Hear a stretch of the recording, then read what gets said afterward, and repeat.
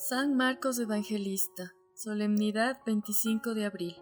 Dijo Eusebio de Cesarea en el siglo II acerca de San Marcos: Marcos, que fue intérprete de Pedro, escribió con exactitud todo lo que recordaba, pero no en orden de lo que el Señor dijo e hizo, porque él no oyó ni siguió personalmente al Señor, sino como dije después a Pedro. Este llevaba a cabo sus enseñanzas de acuerdo con las necesidades, pero no como quien va ordenando las palabras del Señor, mas de modo que Marcos no se equivocó en absoluto cuando escribía ciertas cosas como las tenía en su memoria, porque todo su empeño lo puso en no olvidar nada de lo que escuchó y en no escribir nada falso. Se asocia a San Marcos con el león porque su evangelio empieza hablando del desierto, y el león era considerado el rey del desierto, y porque su evangelio empieza hablando del río Jordán, y a sus alrededores había muchas fieras, entre ellas el león. También se dice que es el león porque en su evangelio comienza hablando de Juan el Bautista como voz que clama en el desierto, voz que sería como la de un león. El león es el símbolo de San Marcos. Tanto este símbolo como el de los otros tres evangelistas, Apocalipsis 4, 7, 8, son muy antiguos. De ellos hablan San Jerónimo y San Agustín, explicando que San Marcos, en su primer capítulo, habla de Juan el Bautista en el desierto y el león es el rey del desierto. Los documentos más antiguos que hablan de San Marcos aseguran que Marcos estuvo al lado de San Pedro, en Roma, como intérprete y redactor de la Buena Nueva, primeramente en la catequesis oral y después en la composición, guiado por el Espíritu Santo, de aquel admirable texto que es el Evangelio más condensado de la vida, los milagros y la muerte de Jesús.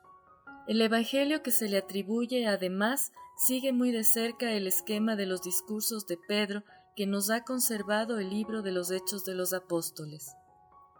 La primera vez que se habla de Marcos en el libro de los Hechos de los Apóstoles es en el capítulo 12, versículo 12, cuando relatan la salida milagrosa de San Pedro de la cárcel, por obra del ángel que le abre las puertas y se dirige. Dice así: consciente de su situación, marchó a casa de María, madre de Juan, por sobrenombre Marcos, donde se hallaban muchos reunidos en oración. Quizá era un niño o un jovencito cuando Jesús fue condenado a muerte. Dice su evangelio que cuando Jesús fue apresado en el huerto de los olivos, le seguía un joven envuelto en una sábana para curiosear, a ver en qué paraba todo aquello. Es posible que este joven fuera el mismo Juan Marcos. Todo parece indicar también que Jesús tuvo estrecha amistad con los padres de Juan Marcos y que éste escuchara en muchas ocasiones los discursos de Jesús. Fue él uno de los primeros bautizados por San Pedro. Él, que era un niño el año 30, por el 44 ya era todo un hombre, y decidió marcharse a evangelizar con su primo José Bernabé. Acompañó a Pablo y Bernabé en sus recorridos apostólicos por Chipre y otras ciudades. Posteriormente pasó 10 o 12 años en Jerusalén al lado de Pedro, ayudándole como secretario y haciendo de intérprete y consejero. Pedro amaba con cariño a Marcos, le llama mi hijo Marcos. El evangelista Marcos escribe con fluidez, sencillez, en estilo directo y sólido a la vez, y se propone probar la divinidad de Cristo. El Evangelio de Marcos comprende dos partes y cada una comienza con una manifestación divina. En la primera es la palabra divina con ocasión del bautismo de Jesús por Juan y en la segunda la transfiguración. La primera parte del Evangelio se desarrolla en Galilea, la provincia de Jesús, la segunda en Judea y en Jerusalén, el corazón de la nación judía.